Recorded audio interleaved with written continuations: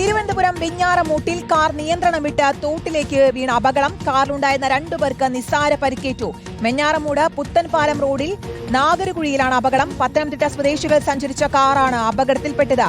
Arun Solomon നൽകും വിശദാംശങ്ങൾ. അരുൺ, എങ്ങനെയാണ് ഈ അപകടമുണ്ടായത്? പരിക്കേറ്റവരുടെ ആരോഗ്യനില തൃപ്തികരമല്ലേ? കീർത്തന, ഇന്ന് 1 മണിയോടുകൂടിയാണ് ഈ സംഭവം നടക്കുന്നത്. തിരുവനന്തപുരം വെഞ്ഞാറമൂടാണ്.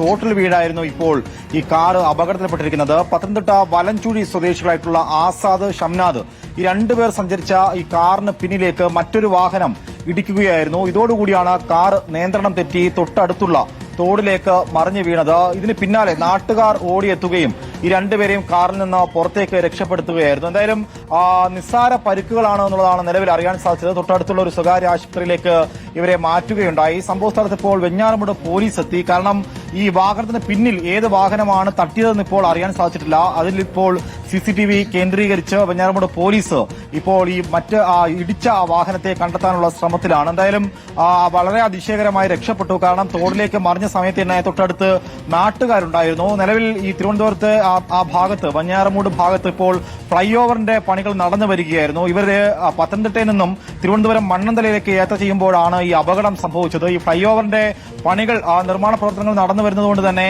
മറ്റൊരു പാത വഴിയാണ് വന്നത്. ആ പാതയിലേക്ക് അടുത്ത മഴയുമുണ്ടായിരുന്നു. അങ്ങനെയാണ് നിയന്ത്രണം തെറ്റിയെന്നുള്ളതാണ് നിലവിൽ ഈ ഡ്രൈവർ ഇപ്പോൾ ഈ പോലീസിനോട് നൽകിയിരിക്കുന്ന മൊഴിയും. കീർത്തന, ശരി, മറ്റൊരു വാഹനം തട്ടിയാണ് കാർ തോട്ടിലേക്ക് മറിഞ്ഞത്. പരിക്കേറ്റവരുടെ ആരോഗ്യനില തൃപ്തികരമാണ്. അരുൺ സോളമനാണ് വാർത്തയുടെ വിശദാംശങ്ങൾ നൽകിയത്.